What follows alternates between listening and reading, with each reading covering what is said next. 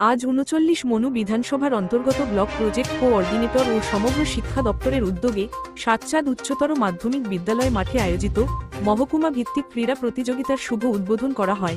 অনুষ্ঠানের উদ্বোধন করেন দক্ষিণ জেলার সভাধিপতি দীপক দত্ত। উপস্থিত ছিলেন স্থানীয় বিধায়ক মাইলাফ্রু মগ, পঞ্চায়েত সমিতির চেয়ারম্যান প্রভাস লোধ, বিশিষ্ট সমাজসেবী বিপুল ভৌমিক, গৌতম ত্রিপুরা ও তাপস লোধ।